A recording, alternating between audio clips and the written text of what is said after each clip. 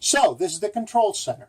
There's quite a few things in the control center, so let me take you through one at a time. First, this is the gauge center. In this place, you will see the indicators on how much liquid or fluids do you have in the tanks.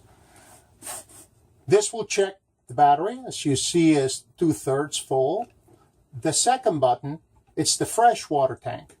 It's empty. The freshwater tank is the tank that contains the water that you're going to use while you're driving down the road, or if you're parked somewhere in which you do not have a hose to get water straight into the motorhome. You can hold up to 40 gallons on the freshwater tank. The next one is the black tank, and the next one is the gray tank. It's normal for these two tanks to have sometimes a light a little bit above empty, because every time you flash one of the tanks, it needs to be put in with chemicals. So those chemicals give you sometimes a reading a little higher than what they are. Normally when you pick up the motorhome, unless you're told otherwise, the tanks are always empty just with the chemicals.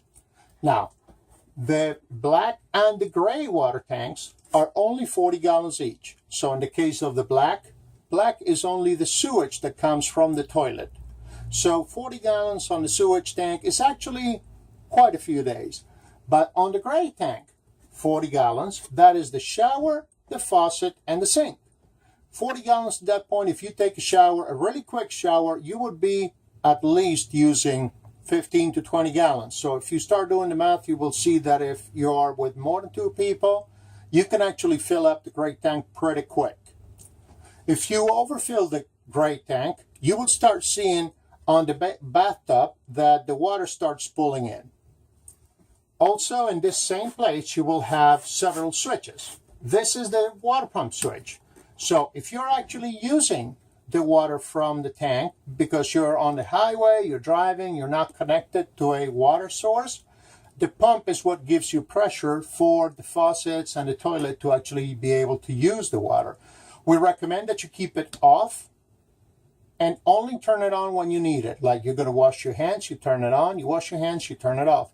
Primarily because if you're in a place in which you cannot spare too much water, you don't have a source of water accessible, or if you actually are in a place in which you're connected to a line, if you leave any of the faucets open inadvertently, you could actually flood the motorhome with a pump running, or you could burn the pump out. These 2 switches are for the water heater. The motorhome does have a 6-gallon water heater, and it would actually be enough for a person to take a shower. The water heater has water that is a little bit hotter than a regular water heater in the house.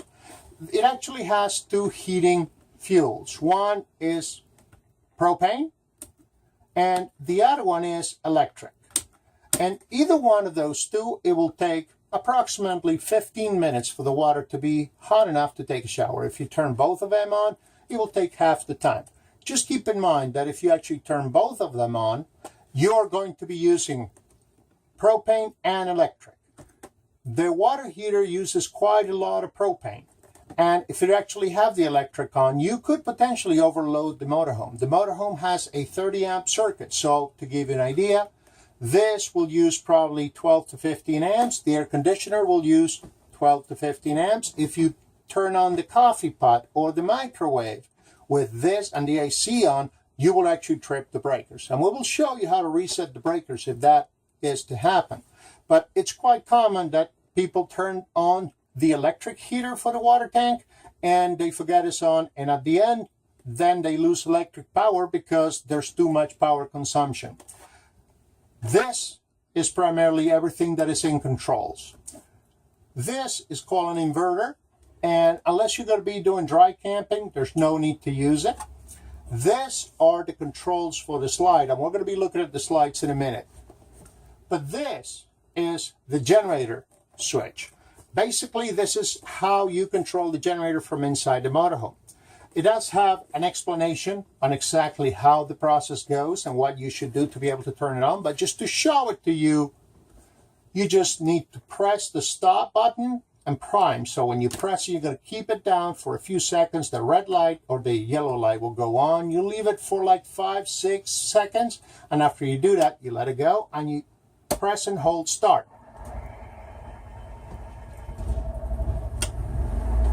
At that point, the yellow light will be on and you will hear the generator, and that means that the generator actually started.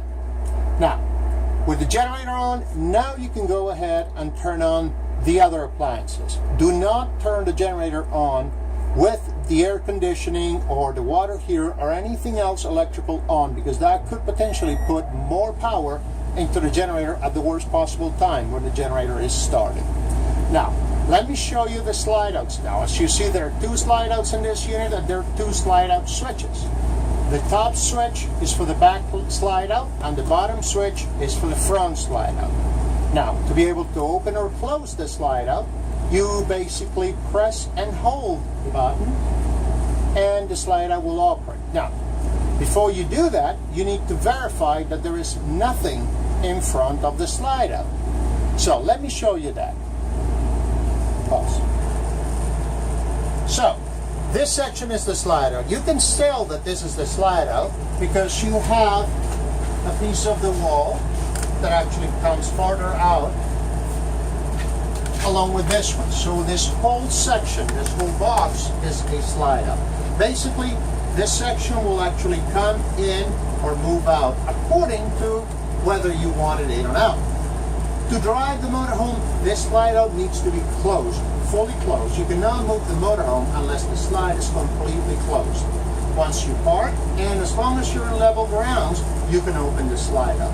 Make sure that you have a level ground, otherwise you could actually lock the slide out into the open position, and now you're going to need to call our roadside assistance to be able to get it back in. Or you have to do a manual procedure, which is not easy to do and certainly not fun.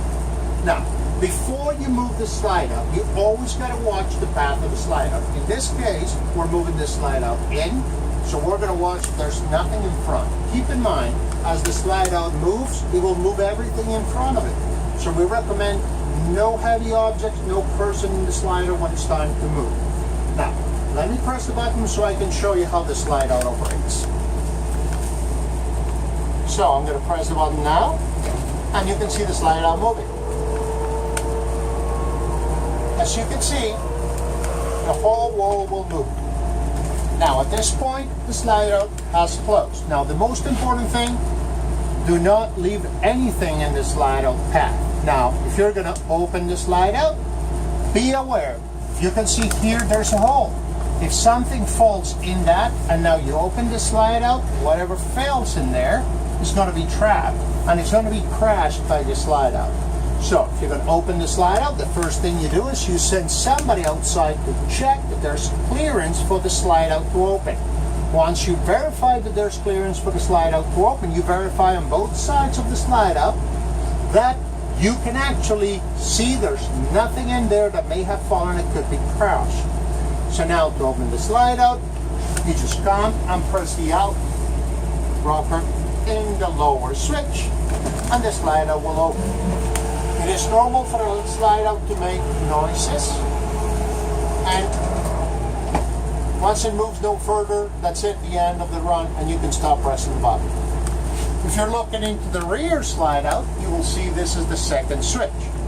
And it's exactly the same procedure, but the slide out is bigger in the case of the rear. Let me show you the rear slide out. So, this is the rear slide out. This is where the bunk beds are located, and you have all the storage space in the cabinets. The rear slider is a little bit bigger than the front slide out, and it would actually move from right the fridge all the way to the back wall. Now, when this slide out comes in, it would actually get this section of the furniture directly in touch with the mattress. So there's nothing that could be left there or here. Furthermore, if you open the slide out, if you close the slide out with this door open, the slide out would actually take the door off its hinges. So to be able to close the rear slide out, you need to check that there's nothing in the path, and normally we recommend that this is a two-person operation.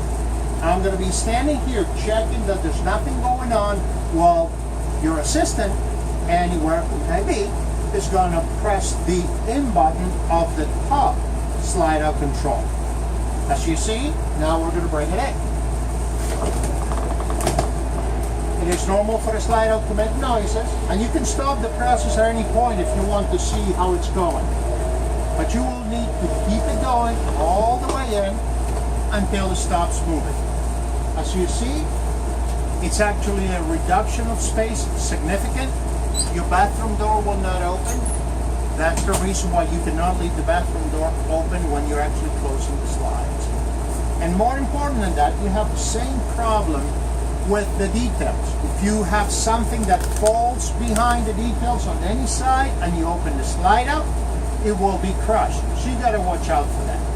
Now, to be able to open the slide out, you need to be able to go outside and check that there's actually nothing in the path of the slide out. Normally, that will be also a two-person operation. And to do that, you have somebody outside watching and somebody operating. I'm going to show you how it's done, and we already had somebody outside checking, and we're going to be opening the slide out. So your helper will need to do that, and you will see how the slide out moves.